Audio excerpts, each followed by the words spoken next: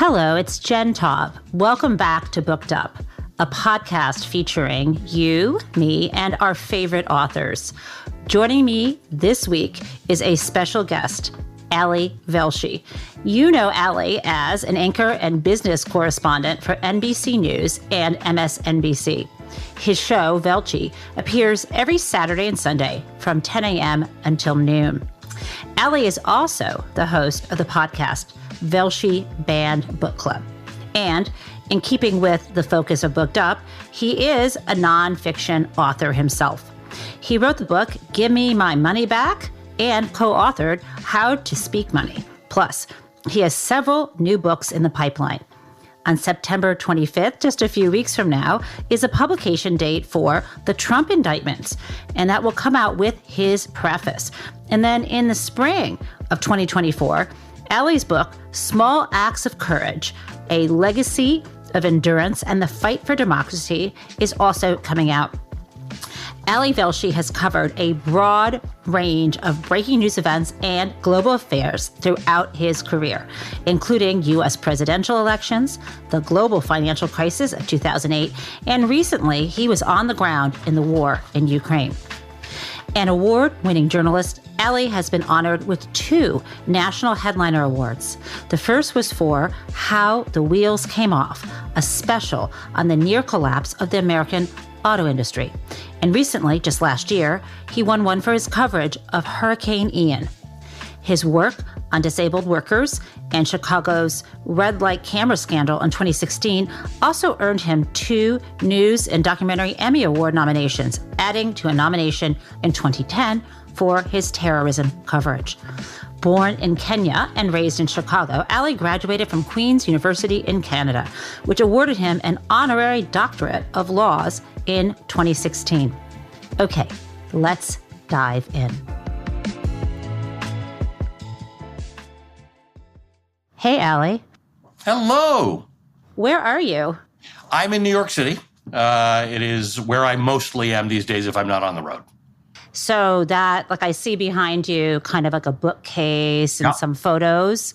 Well, the part that is most New York City about what's behind me is the part you're not noticing, which is a Murphy bed right here. Because everything has 5 purposes in New York, so that actually comes down and the office becomes a place to sleep, which is wow. It's a big So treat. this is this is your man cave in an apartment?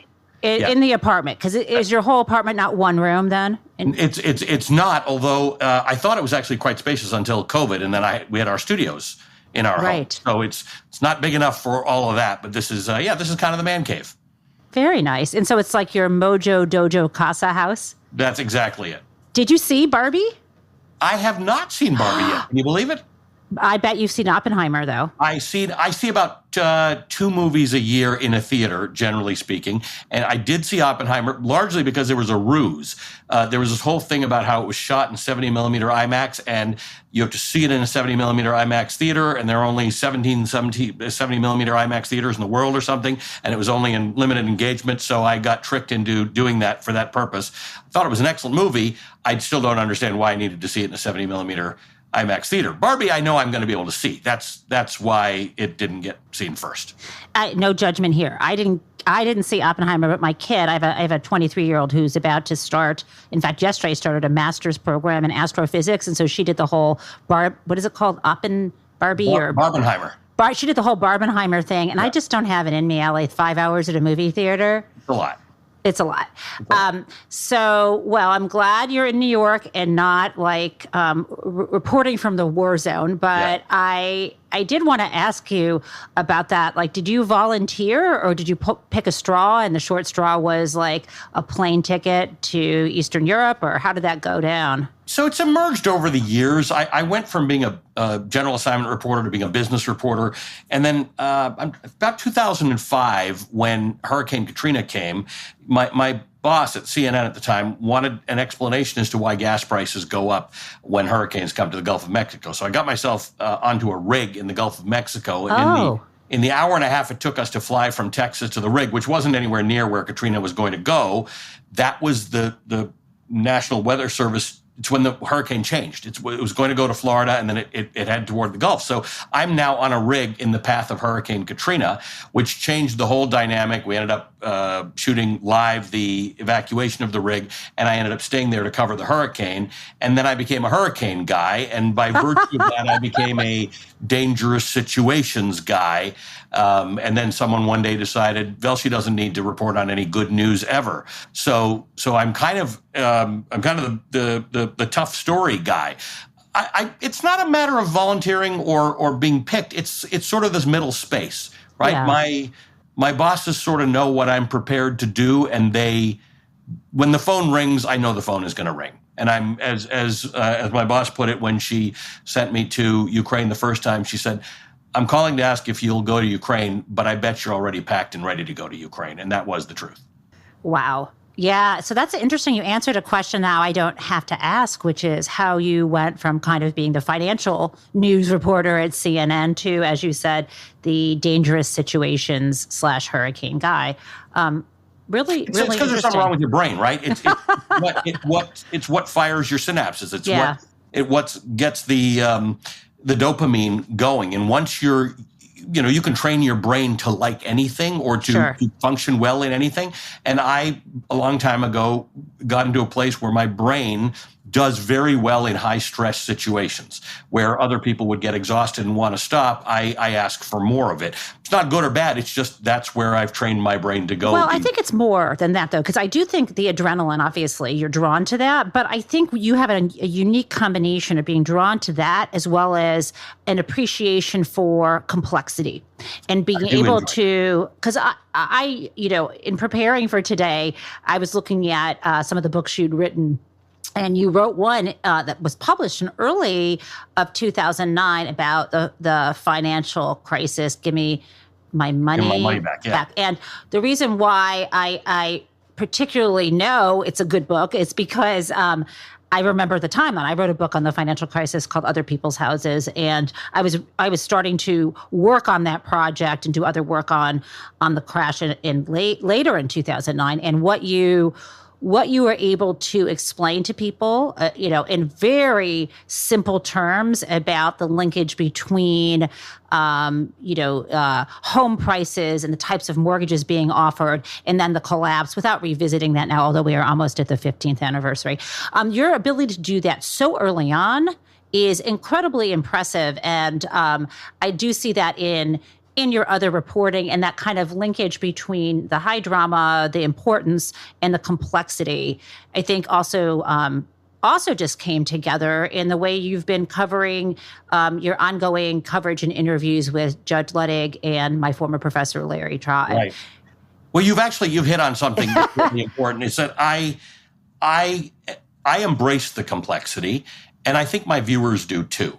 In other words, we can't get away from it, whether it's why hurricanes are formed or why there's a financial crisis, or Judge Luttig and his theses and Larry Tribe's theses about why the 14th Amendment Section 3 disqualifies Donald Trump. You can't do that through bumper stickers. You can't just take a side and decide you're there. It's really complicated, and I always try and figure out a way to let my viewers in on the complexity. It is no good to skip the complexity on major issues, major important issues like this. But my view is that I'm not an expert. I didn't start as an expert. I've never studied law for a day in my life. All my law comes from Law and Order.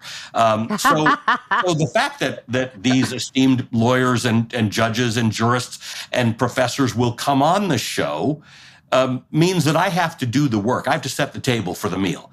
And I think my viewer has come to expect that and appreciate that, whether it's a hurricane or whether it's Ukraine. I mean, before I got to Ukraine, I spent, maybe a month just doing primers the whole time on NATO and the Warsaw Pact and why. And I think my viewers are pretty smart people, but I would bet 9 out of 10 of them didn't really know exactly where Ukraine was in a map, because why would you have needed to? And so that's the kind of thing I like to do. I want to equip people for the conversations and debates that are going to come with their own set of tools. And that's sort of how I thought about that first book and everything I've done since. That's so interesting, because what you're describing is, you've got the curiosity and the sort of go with the adrenaline of a journalist, but you're a teacher too at heart. Did you ever teach? I mean, you were teaching on air, but... Yeah, I taught for 2 or 3 semesters at Wharton. And boy, that was a heavier lift than I thought it was going to be, because when I was a student, smart people got up and gave a lecture and you were supposed to glean what you were supposed to glean. Teaching and the pedagogy is much more sophisticated now. People want a takeaway. They want to be able to know what it is you taught them, about which they can be tested and what they can perform. So figuring out how to stick to a syllabus and making sure that you're delivering information that people can glean fairly immediately with a little extra work was a heavier lift than I thought it would be. I think it's made my TV a lot better as a result because I had to do it in a more organized fashion. It wasn't just hey, here's my opinion, let me talk about it for a few minutes. It was I've got to teach you this. Which means I've got to learn it and be able to express it to you in a way that you digest properly. So very late in my career did I have experience teaching. I loved it. What courses, was it like a whole semester course or? Yes, it was a whole semester course. It was a sort of a mandatory course if you're at Wharton. It's about business communication. It's the idea that these students are crazy smart these days. But but they're really smart, and Wharton's a really intense finance school. So what they didn't have is the ability to sort of say, hey, Jen, what are you working on? What's this project that you're working on? Tell me about it for a few minutes. They could read off their phone. They can give you a PowerPoint next week about it if you want. But the idea to encapsulate, how to explain to people what it is you want and answer their questions without consulting your research and without being all that smart about it, just to be able to communicate in the world of business and finance and commerce. That's what that course was. It was designed because employers were giving Wharton feedback to say, getting a lot of really, really smart kids who they're not fitting into the environment, the communication environment. So that's what we taught. I love that approach because I think that's also true at any profession and even in Absolutely. law. And, one of the cliches when you teach law, you're supposed to tell students, or people tell law students, you're going to law school to learn to think like a lawyer. Right. And on my first day of class, I say, throw that out. That's not true. You're coming here to learn how to speak like a lawyer, how to write like a lawyer, and how to think like your client. Right. Or how like to the think judge. like your client. That's exactly what we were trying to teach people. And right, exactly. And what you're saying is, thinking about how to package the information, how to communicate in a way, think about why you're communicating. Is it to persuade someone? Is it to inform them? And the level of detail. It's not easy. The thing you're describing happened to me. I worked at a big corporate law firm right after law school. And I was so proud of myself because I'd researched this memo. Like I had, for days and days, I nailed it. It was going to be great for the client. It's written up and I have to go to the partner's office and I have it stapled together and I'm sitting here and I try to hand it to him and he hands it back. He said, okay, what does it say? And I'm like, exactly the entire it's point. Terrifying. The client was sure that you had it all right and that it was all in that document. Yeah. I just needed you to explain to them what you need to know about the whole thing. And that's what we were teaching students. It's so good. So I promised you we're going to get to actually the reason why you're here, which is to talk about your new podcast, which I guess spun off your show called Velshi's Banned Books. And I want to go, I'm like a psychologist here or something, untrained. And I want to go back to like your childhood to figure out what kind of reader you were, like what got you to this place where you think books are so important for the democracy. So what was your reading? Do you remember what one of the first books you read was as a kid? I'm trying to think of the first book that was a readable book, and I don't have that good a memory of it. I mean, the book that stands out to me is Where the Wild Things Are, because it was Maurice. It was that bridge between pictures and words. Sure. I have with me, and I've always kept with me, my tattered version of Charles and Mary Lamb's Shakespeare that my grandmother and my mother and my sister and my dad gave to me. This is the first real book that anyone ever gave to me. This is obviously Shakespeare written in non-Shakespearean language so that you can, before you're old enough to understand the verse and the distinctions, you understand the stories. And that has always stayed with me. And my mother's sister hold on. Don't move off that yet. Yeah. Is there an inscription in the front? Do you have any notes or your name? It just said, it says, to dearest Ali, and then it's my grandmother, my dad, my mom, and my sister. Nothing all that fancy. It's all yellowed pages, and it's beautiful. And it stuck with me all these years. Mm-hmm. And so I read all the time when I was a little kid. I mean, that's what we did. I grew up in Toronto in an age where, we got American TV, and I watched all of it. But it wasn't the age of TV. I mean, it was certainly with no videos. There was no HBO. There was no VHS. So reading was what I did at night all the time. And my mom's sister gave me a book on Ferdinand Magellan, and made for young people, and I read it, and I became obsessed with history. So even to this day, even if I'm reading a novel, it tends to be historical fiction, or I read a lot of history and biography, and that's my comfortable place. It's my happy place. It's funny. Magellan is an explorer too. I see an intersection there. It's so, and I fancy myself an explorer. I would have liked to have thought that if I existed in that day and age, I would have liked to have been an explorer. It's funny to think about the different eras. If what we could have done, and you said that you always liked. You preferred, historical fiction, perhaps. Are you at all interested in this kind of narrative nonfiction at the highest level? Someone like Erik Larson's work, Devil in the White City, and love it. Me too. I love it. I love that type of story because you have to accept the fact that it's not 100% true. But Erik Larson, I'm on the board of the Chicago History Museum, which is where Erik Larson studied. He just spent time in that building studying and looking in our remarkable archives all about the fire of 1893 in Chicago and the Great Columbian Exposition and the murders. So he put more work into narrative nonfiction than a lot of people put into an actual history book. So I love that. It's so compelling. I keep a copy of his book, Isaac Storm, in each of my 3 hurricane bags. And I read it every time I'm in a hurricane. Because, you are kidding me. I love Erik Larson stuff. I think he's got a new book coming out this spring, but I'm not sure what it is. I reached out to him for the show, and he's like, "I'm busy writing." But yeah, I can't get enough. I mean, to me, I try to write narrative nonfiction in my own way. Obviously, not his, but master It's like a modern day Michener. It's more accessible, and the books are a third the size of Michener's. But he treats it like a history book. His books are all remarkable stories. And to me, it's the entry point into stories I didn't know about. In the same way that this Shakespeare book is an entry point. This wasn't the same as reading Shakespeare in Shakespearean language, but it was an access point. And I said, I'd be able to look at this and say, I want to read As You Like It the way William Shakespeare wrote it and the way people have interpreted it since. So that's what I love about Erik Larson. And going back to Shakespeare, it's funny you say As You Like It. I think that was one of my favorite plays because I think Jaques is one of the actors. But I think with Shakespeare, I always found it, in high school you read a little bit, and then in college as an English major, as I was reading the plays, and this was back when there was no internet. Right. I always felt like I couldn't just read a play; I had to see it. So I'd go find like the video cassette and watch it first, because I wanted to get.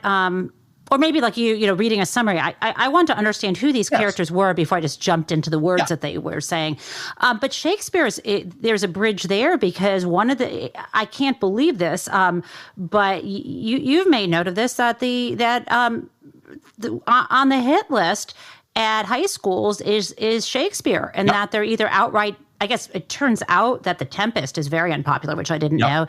And that Romeo and Juliet, now they can only read excerpts. Excerpts, yeah. So this is the Chat GPT of banning books, right? Where you just decide sex is bad. Or anything that makes a group of people feel bad is bad. And what that does is it removes context, right? If you think of Shakespeare and the body of work and your first thought is sex, you're reading it wrong. And that might be important for you to understand, or might be important for you to talk to your teachers about, or important for you to talk to librarians about. Hey, there's a lot of dirty stuff in here. Well, that's not the point. Dirty stuff in context is really important, but more important than that is this is America and we have a First Amendment. So dirty stuff in context or not in context is your right. And you want to be careful about giving governments, school boards, state governments the authority to make decisions on your behalf. You might like the decisions they're making at the moment, but in the end, access to reading is a decision you should control for yourself and your children. Not a single one of the authors I have on, and I'm sure if I booked William Shakespeare, he'd say the same thing. Everything's not for everybody. And parents should be involved in decision making. And that's why you want teachers who are well informed and well read and not fearful of government intervention. And that's why you want librarians who don't earn a lot of money, by the way. They don't get into this for to fight the power on this. They are there for the love of books and to help children who, if I went in and said, hey, I really liked this Shakespeare book, what's like it? They'll say, oh, I get it. I understand what you like. Here's something just like it. So the Shakespeare banning stuff is dumb. It's all dumb, but this is uniquely dumb because it's the removal of context. And the reason I say this, Jen, we can talk about this more. Yeah. There are books that are banned for very good reason. They're not correct. It's against the First Amendment. It's bad for us as a society, but I get the reason why they're banned. The Shakespeare bans are just dumb. They're this is dirty, inappropriate stuff. That's prudish banning, which, by the way, has existed for all of time. But an element of the banning we have going on right now is just plain old prudishness. You know, it's funny as I'm thinking specifically about Romeo and Juliet and the parts I want to take out. I mean, ironically, that entire play is really about the ways in which reproductive freedom is controlled for the purpose of sort of money and power and dynasty. And so how can you ignore, and it's not about sex, it's the tension between romantic love and maybe as a stand-in for true self versus this kind of stupid civil war that's going on. If there was ever a time when this would be a play to talk about. There's a lot of relevance to that. The concept of patriarchy is very well understood when you've got to marry so-and-so because of this, or you can't marry so-and-so because of this, or all the stories throughout history where we hear about queens. I mean, Henry VIII is fantastic with women being beheaded because what they were doing reproductively was not what society or the men they were ruled by wanted done. There is relevance to that, but that requires context. That requires you reading more than one book that's similar to it and understanding that. Or it requires, I mean, this is why Margaret Atwood's one of my favorites, because in 1985, she wrote a book that looks a whole lot like what's going on in, I don't know, Alabama today in 2023. And they told her she was crazy back then. They said, we're not going to have theocracies. We're not going to have these things. We're not going to have people retroactively charged for things they did while it was legal. We're not going to have restrictions on women's travel. We're not going to be wanting women to be baby factories and exist for the purpose of creating babies. We actually are. And someone wrote about this in 1985, and we should all read that. I loved your interview with Margaret Atwood. And I actually read, I'm a little bit older than you, so I was in college right when the book came out. And I read it, I think, in women's studies class, and I thought, it's a metaphor. It's a dystopia. Sure. It's never going to happen. Yeah. And it's funny because I kind of veered off. I was, definitely a strong feminist. I was going to pro-choice rallies. And then after college, I was kind of like, I was much more into, even though I was a corporate lawyer, I veered from that to finance into sort of money-related social justice, right? That's kind of where my sweet spot is now. And I kind of thought, we already did the feminism thing. I can focus on class issues more. And then, what just happened? Right. We thought we did the feminism thing. We thought you didn't have to have women's studies anymore. That's exactly why I feel guilty about it. No, but we all did. We all thought we all thought it was a dystopian sort of weird thing. But we had just read, a story that had been written a long time prior to that about the year 1984, which hadn't come true, which was motivating for Margaret Atwood at the time. She was thinking, there's this dystopian novel written about the year that has just gone by, which caused people to think that these dystopian novels don't come true because 1984 was not a year in which the book 1984, it wasn't like the book characterized it. So she picked up from there. That was her influence. It's amazing where we are today. I don't think I would have been able to predict it.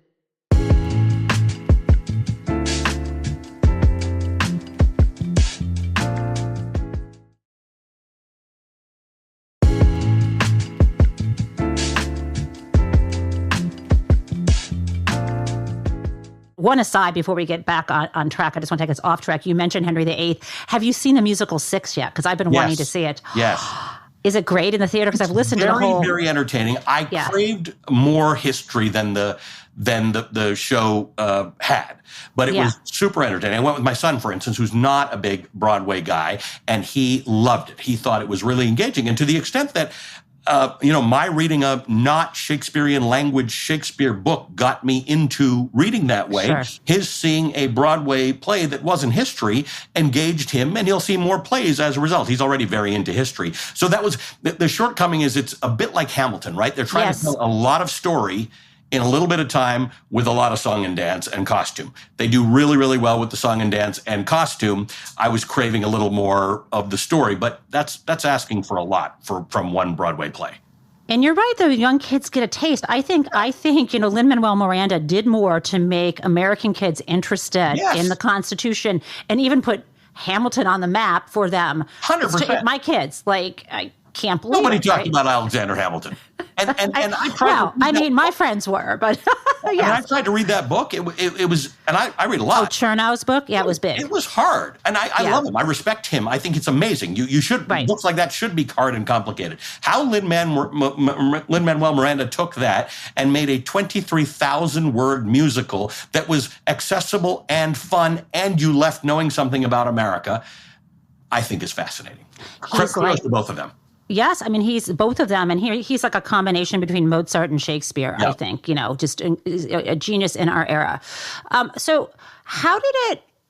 When did you start? I guess it was last February you started doing it on air. What made you decide to do a banned book club? And now that you're wielding all this power, saying are you only choosing books that have literally been banned for this list, or are you choosing also ones that deal with tough topics? That's an excellent question. Generally speaking, we're only choosing books that have been banned, and some of them have been unbanned. Like York, Pennsylvania is famous for this. They banned a whole lot of books that they then suddenly unbanned because they realized it was stupid. But if someone is challenging a book and it's reasonable to discuss the reasons why that book is being challenged, we'll have it. So, perfect example. Tomorrow morning, as part of the podcast, there's going to be a departure from what we normally do. I am recording word for word, unabridged and unedited, the Constitution of the United States. Why? Because Trump said last year the Constitution of the United States should be suspended. He then claimed he didn't say it, but he does everything on social media, so there's a record of the fact that he actually said it. I want to have that discussion with people because the Constitution is not a big book, but most people aren't caused to read it. I was caused to read it because I'm a naturalized citizen, and you can't take your phone into the citizenship court. So they give you a Constitution. So I read it 3 times while waiting for my swearing-in ceremony. Okay, there's issues with it. There's issues with how it's been interpreted over the years. There's issues with whether the people who wrote it were altogether great souls. They were pretty smart, but they had some bad things going on in their own lives. But it is a remarkable document upon which our society is based, and you should know it. And so we are loose about what banned means, number one. Number two, we have 3 categories of author. We have authors who are not with us anymore, like William Shakespeare and Toni Morrison and others. We have authors like Margaret Atwood, who are names we've known for a long time and icons unto themselves. And then we have this newer type of author who's being banned. Generally speaking, they're going to fall into the category of either being of color, gender fluid or LGBTQ, or dealing with things like Black history. So the very first featured book was The 1619 Project by Nicole Hannah-Jones. That was actually the motivation because she wrote this really interesting book about the year 1619 when the first African slaves were brought to the coasts of the United States. I didn't know that date. I really didn't know that date at all. And I thought, how amazing. You've added this extra date to my corpus of knowledge. And then there was all this movement to ban it, and everybody was talking about it. It's like, why do you want to ban a book? Read the book or don't read the book. Those are your choices. Read the book or don't read the book. What are we banning books for?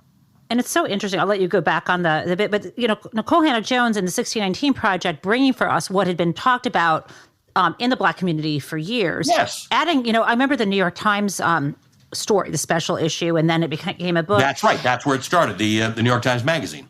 And so many people, some historians, not all, want to own the way we frame our history. Yes. And in all of history, all over the world. That's not uniquely American. That's true of everywhere. Why not talk about, if this is a perspective that this is really the central moment of the founding of the nation, and there are others who want to say, no, I want to pinpoint it to something else. Yes. Well, You Why? do Why? you, Why? but you do you, and let us do this, and we'll consider all kinds of Right. And we'll alternatives. debate it, we'll discuss it, and Right. everybody will draw their own conclusions. But the opposite of that is we're not putting the information out there.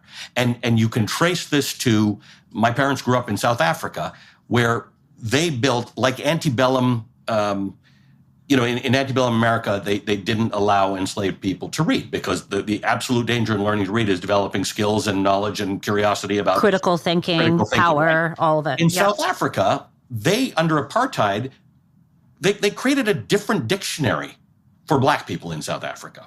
And it was a dictionary that was entirely designed to ensure that the people who studied from it would be gardeners, housekeepers, laborers, mine workers, that sort of stuff. There was nothing. They went through an entire dictionary and stripped out anything that would cause you to develop critical thinking. In fact, if you looked yourself up as what a Black person was in that book, it would say manual laborer.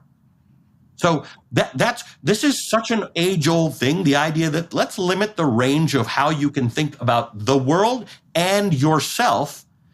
As you and I know a lot about economics, one could argue through an economic lens, it's the best way to make sure there's always a stock of working people in your society who don't want to leave their station in life and can provide manual labor at a discounted rate to what they otherwise would command if they were self-actualizing. Whatever. There's a million ways to interpret it, but it is an element of control.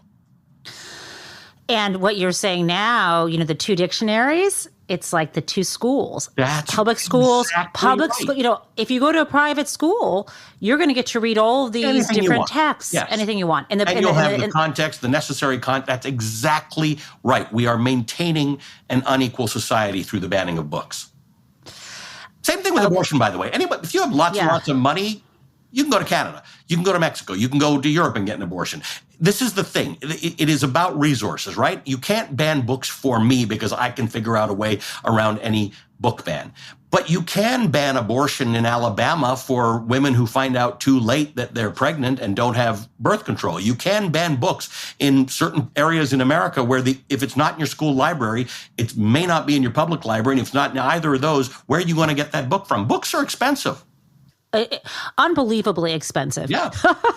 Not everyone is within walking distance of a public library. Yes. And that's, is knowledge. And that's how we have to think about it. It's not about this just isn't going to be in the school library so you can get it somewhere else. It's taking things out of the corpus of your knowledge.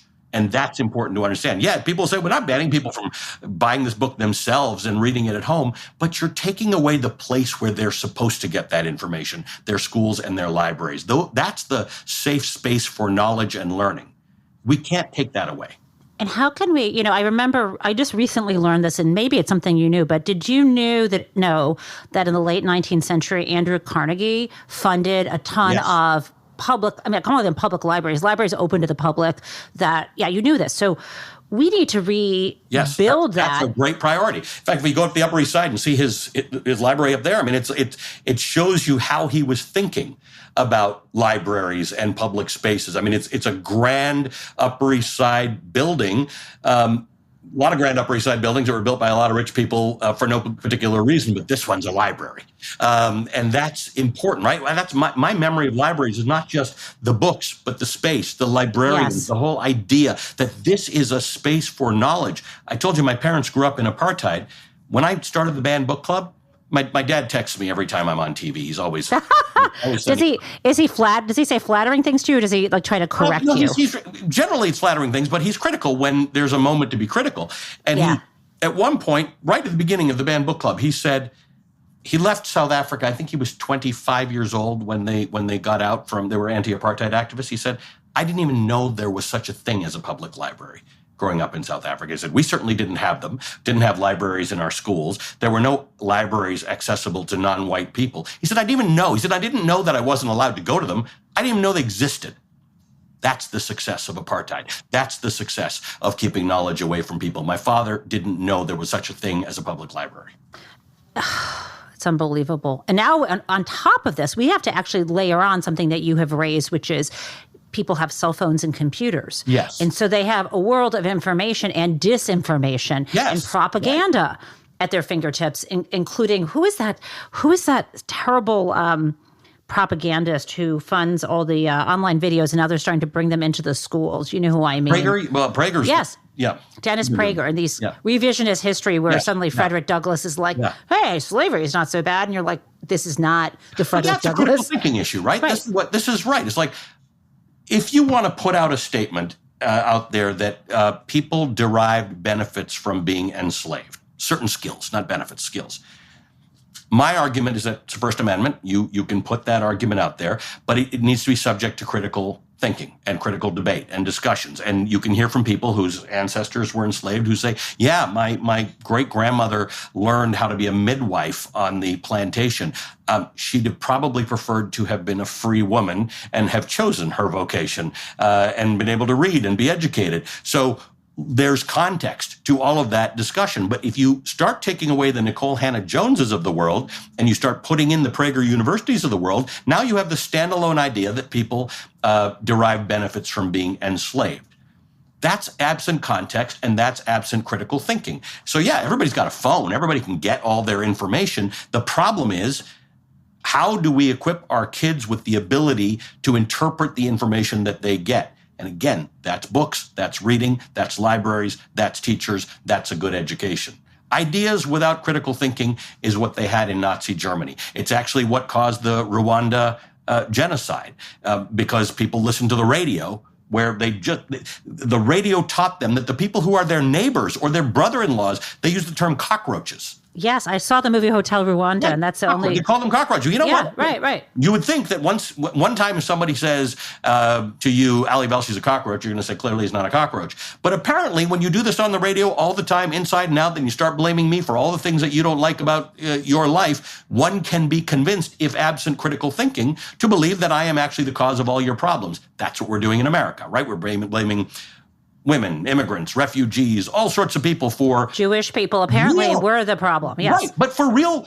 I mean, there are real things that you can actually complain about that these people aren't to blame, have nothing to do with. Imagine if you actually used all that energy toward solving the underlying problem and not blaming the Jews and not blaming the blacks and not blaming the immigrants and the refugees. That's my point. It's all redirection. People have a reason to be upset or dissatisfied with the government and the things that are going on. But wouldn't it be great if we could learn about what really is going on? What are the real issues that are undermining my prosperity and my livelihood?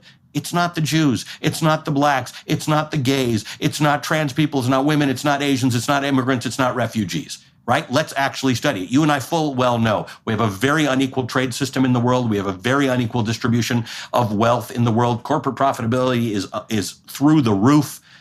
Stock prices are through the roof. Regular people have beef. But we are just misdirecting their beef because we're not allowing them to become critical thinkers about their own lives. I mean, so true.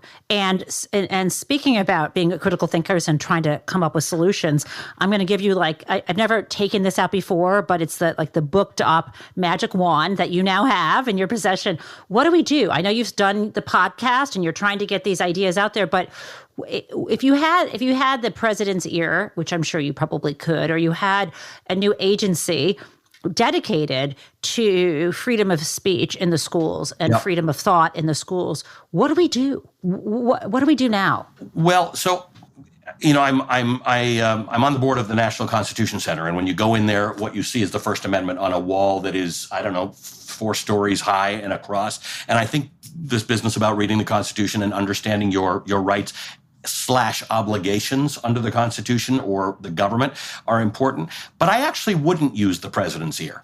I think this is a question of basic citizenship. And that is that every one of us, can reverse this trend. But we don't go to school board meetings. We don't vote in school board elections. If there's a standalone school board election, turnout is about 11% or something like that. Even when they're not standalone elections, people often don't make it all the way down the ballot to who their school trustees are, and they may not have studied who they're going to be.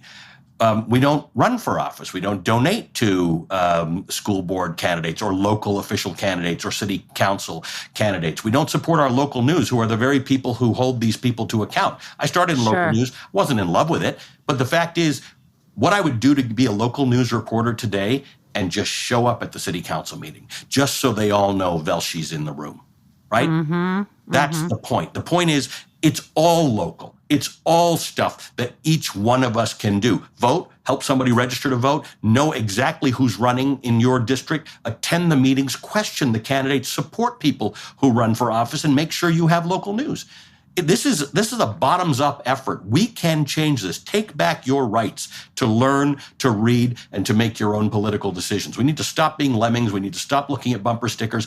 I'm a cable news guy, so I'm not going to talk badly about cable news, but triangulate your information. Get it from a lot of sources and read. I think it's got to be a movement. We've got to think about this as our new movement to sort of take back our prosperity in our lives. You can do this. You can vote out every bad person in local government. You can be there. You can support great candidates. You can find them. And Jen, they're not weird people. These are the people around you. They might be your neighbors, right? These are the people you want to say, course. Hey, you seem to be a good problem solver. Have you thought about running for school board? That's the kind of thing I would like to do. I love that too. And before people run, because there's the now, right, is I like the part about showing up at the meetings. Yeah, you don't have to be Velshi showing up as a news reporter. You can just be regular just people show up. Showing up is regular quite a people. Thing. That's actually way more powerful because they're voters. That you can say Velshi's got an agenda. But what about when your actual constituent walks in? I was on the subway the other day with two guys. I was coming back up from downtown and they recognized me and we started talking. And I said, what are you doing? He said, we just went to a city council meeting.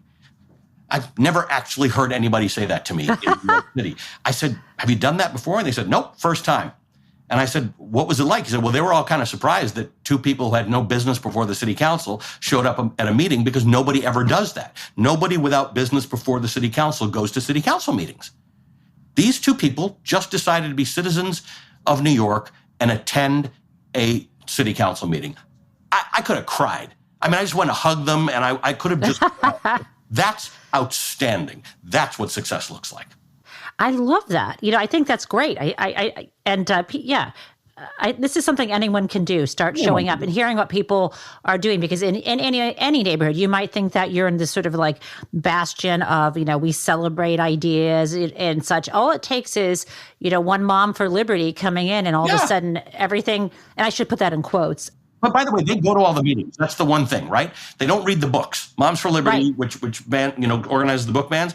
I'm fairly certain that having read the books that they're not reading the books because the complaints don't match what's in the books, but they go to all the meetings. Yeah, I mean, you got to keep showing up.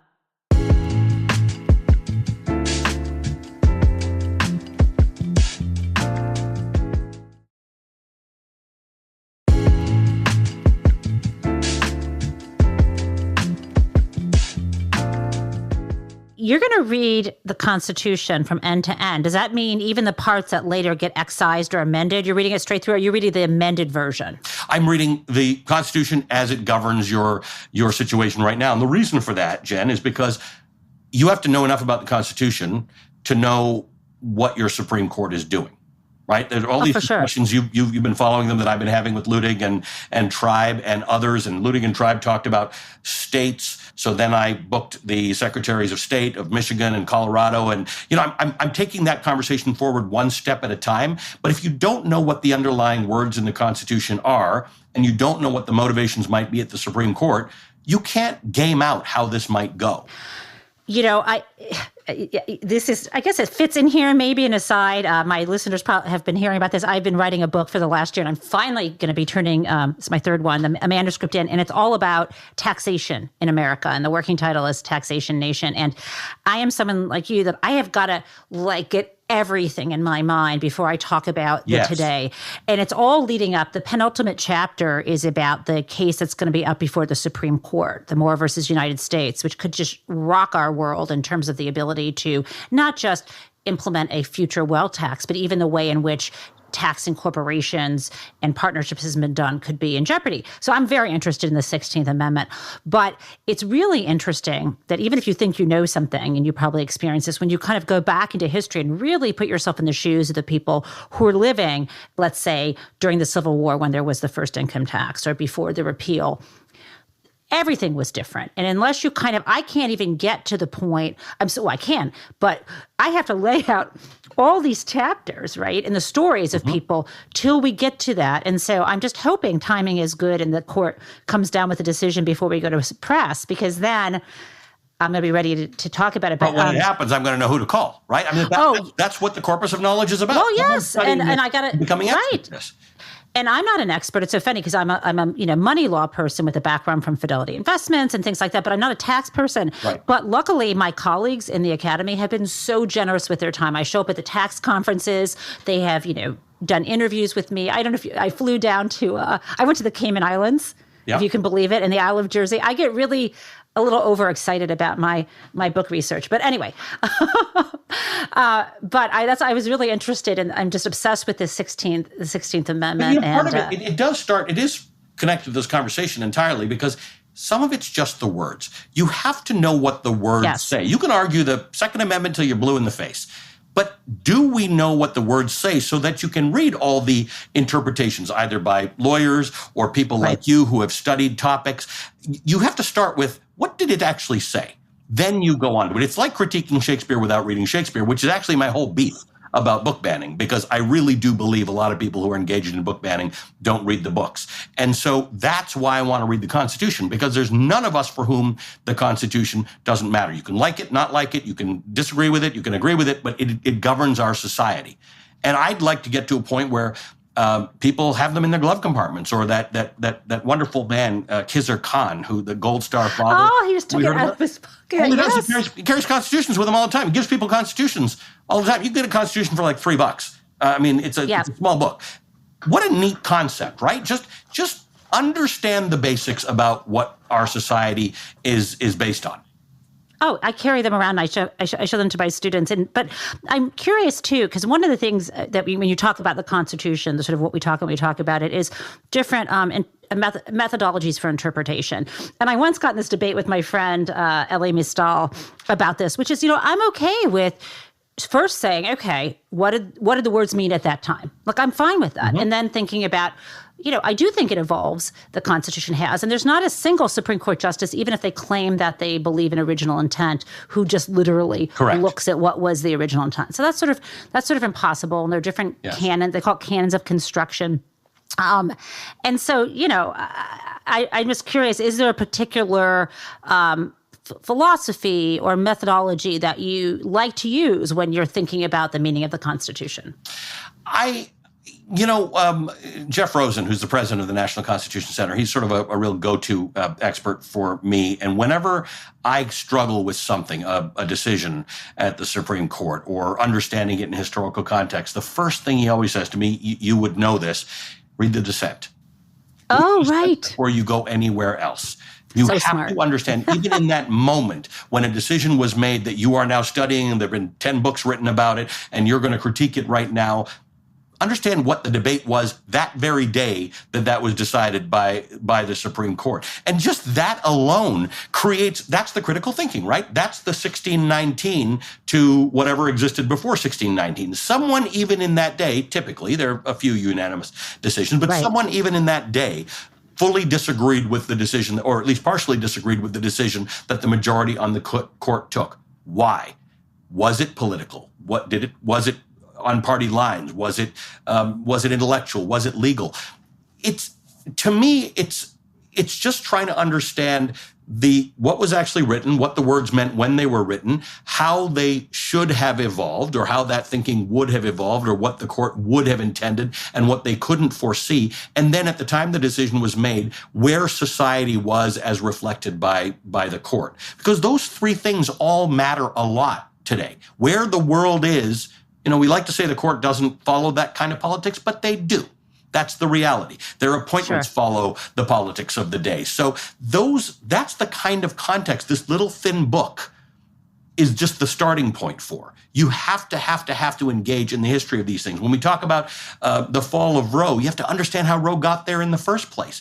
What was the thinking? I mean, the number of people we've been able to dig up who were studying and writing about this all those years ago, while everybody was saying this is never going to be a risk for us, when Margaret Atwood was talking about this and people said, no, abortion rights are enshrined. We're good. Gay rights are enshrined. Everything's enshrined. Now we realize They are what's called unenumerated rights in the they're not enumerated in the Constitution. It's not a term most people understood. But the Constitution doesn't say anything about abortion. The Constitution doesn't say anything about gay marriage. The Constitution doesn't say anything about interracial marriage. So how do we interpret those things? I'm not asking everybody to become a legal scholar or a Shakespeare scholar or a Margaret Atwood scholar or a Toni Morrison scholar. We're just saying you could do worse, though. Meaningful debates about matters without having rudimentary experience with what you're discussing. And reading the text of something is rudimentary. And the Constitution is not a super complicated legal document. There's some things like the indictments of Donald Trump, that's super complicated legal documents, to some degree. The Constitution's not that complicated. It's subject to a lot of interpretation, but the words are not hard to read. The words are not hard to read, but sometimes, I think one of the things that can trip people up is when you read the First Amendment and it says Congress shall make no law.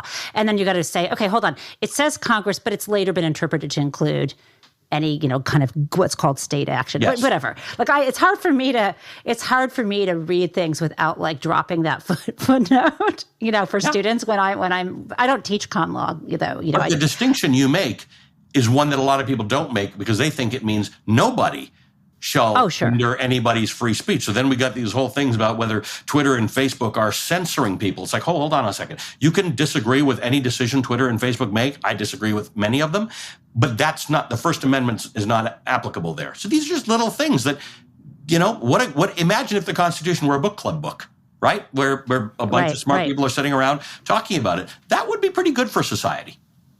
Yes. I mean, that would be absolutely fantastic. So what is there, maybe this is secrets for the bookers and stuff, but is there a particular writer that you're really hoping to get on the program? Not because you are predicting their book has been banned, but it has been continually banned and you would love to have them. Judy Blume. Somebody I would love to have. I love Judy Blume. Yeah. And I think Judy Blume fits into some of the stuff we've been talking about because she was writing about concepts that were a little to the outside of mainstream studying, but now have become mainstream has lapped her, right? And she's back in the zeitgeist again. But, I wanted to get Margaret Atwood. That was a big deal. And then incredible. We were reaching out and the press people kept on saying, we'll try and work something out. And my sister said, why don't you just tweet her? So I did. And she responded. And she said, sure, when can we do it?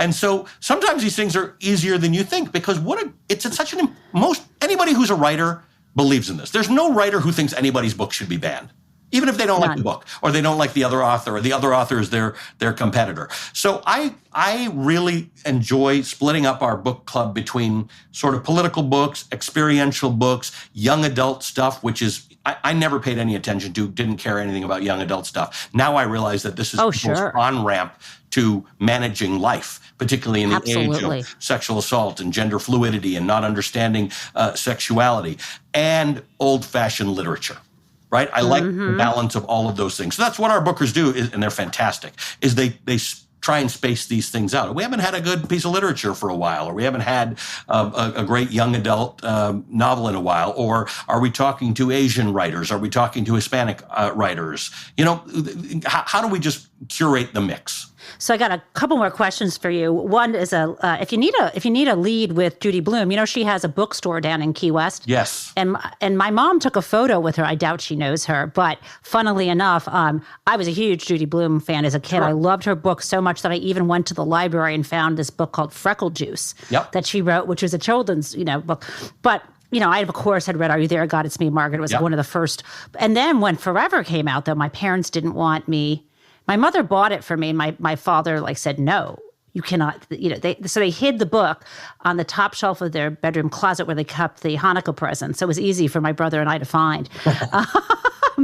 But you mentioned earlier that there might be some books that should be banned. And I even think the Protocols of the Elders of Zion shouldn't be banned because I think it's an interesting artifact. But when you say some things should be banned, what do you mean by that? Thank you for pointing that out. Let me be very clear. I don't think government should have a role in banning anything. Zero. Okay, good. Okay? Zero.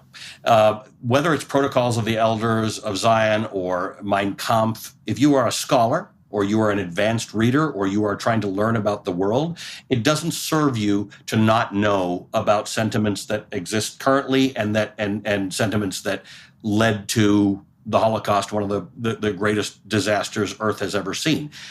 And yet, Mouse has faced bans. A lot of Holocaust books have actually faced bans from people who say, well, the subject matter is hard. Yeah, it's really hard. It was really hard for the people who went through the Holocaust too, and we'd like to make sure that never happens again. So I don't think government should have that power. I think parents should have all the tools necessary to make the right decisions to curate things with their kids. That might mean reading some of it with them, but we have a very serious adult literacy problem in this country. So we can't limit kids based on the parents' literacy. It'd be great if every parent could read to their kids and with their kids. Right. That's not everybody's reality in America.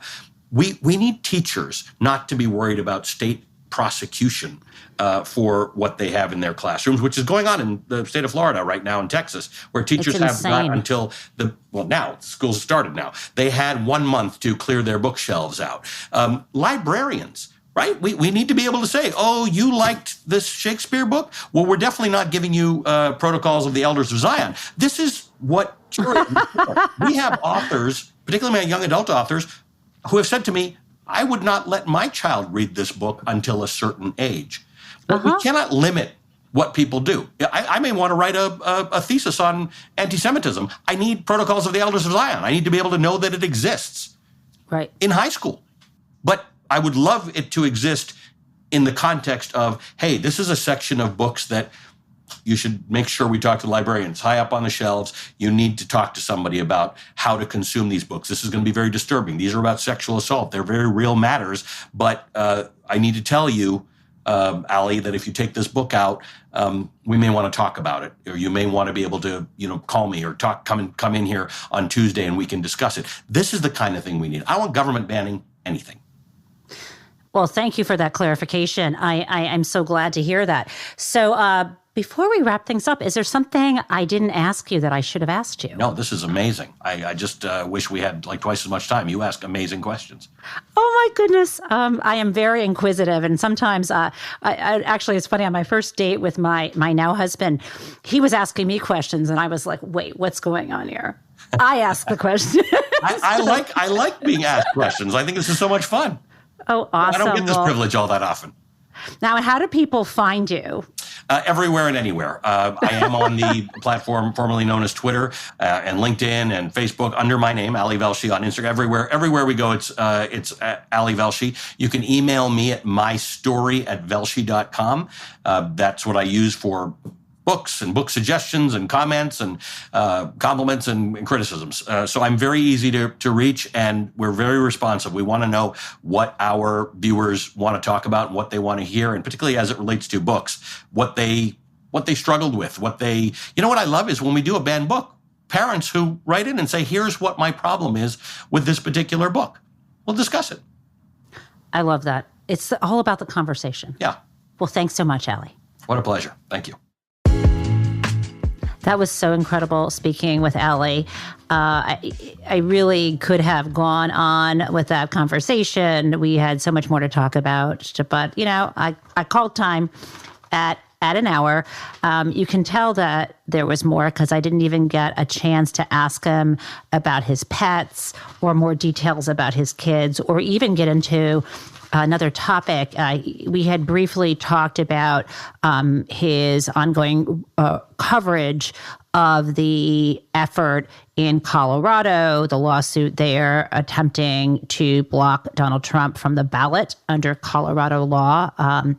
And I was going to bring up with him the fact that Free Speech for People, which is an organization I'm on the legal advisory committee for, but by no means the brains behind it. I'm just they're encouraging their work. Just this week, they filed a lawsuit in Minnesota on behalf of, I think it's a half dozen Minnesotans who are using Minnesota law to challenge Donald Trump being placed on the primary ballot, which would be happening in early 2024. And the theory is similar in both of the cases, which is in various states, including in Colorado and in Minnesota, in order to be placed on a ballot, you actually have to be eligible to serve. So, for example, somebody who is not of the proper age or was not born in the United States could not actually run for office. Or similarly, if the Democratic Party wanted to put Barack Obama on the ballot or the Republican Party wanted to put George W. Bush on the ballot, they would not be eligible because both of them have already served 2 terms, and that's the limit under the Constitution currently. So in this case, there's a part of the U.S. Constitution, which is Section 3 of the 14th Amendment, that essentially says that if you have if you're a federal officer and you've taken an oath of office to protect and defend the Constitution, that if you later participate in an insurrection or you give aid and comfort to an enemy of the United States, then you are not eligible for office. And that's the argument here. Now, some people say, well, wait a second. Even though Donald Trump took part in the insurrection in some way, he hasn't even been charged with seditious conspiracy. And even though people who attacked the Capitol have actually been convicted in connection with this and who are insurrectionists, and he helped them, there are folks saying, you shouldn't be able to keep someone off the ballot unless there's some kind of trial first. Well, that's the point here. For example, the lawsuit that was just brought in Minnesota and the lawsuit in Colorado would require an actual hearing. It's not like the lawsuit is asking in Minnesota, it's a lawsuit against the Secretary of State saying, please, keep this guy off the ballot. He's not eligible.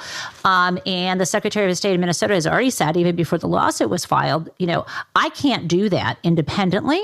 It's not up to me as the Secretary of State to judge whether this person is qualified for office, whether this person is the proper age or is eligible to serve. If they've violated 14th Amendment Section 3, I can't decide that. But you can sue me, and there can be a court hearing and a procedure. We saw something similar with Marjorie Taylor Greene, and now we're seeing that now. And I would have gotten into that with Ali, but he was really here to talk about the Velshi Banned Book Club. So maybe I will have to have him back at a later date to talk about that topic. So thank you again for spending this time with us. I will be back next week with another show as we continue to explore the writing process and the nonfiction world together. Let us know what you think. Send me an email at bookedup@politicon.com or write to me at bookedup, P.O. Box 147, Northampton, Massachusetts 01061. To keep up with the show and our featured authors, follow Booked Up on Apple Podcasts, Spotify, or wherever you listen. And please give us a 5-star review. It really will help other people find the podcast.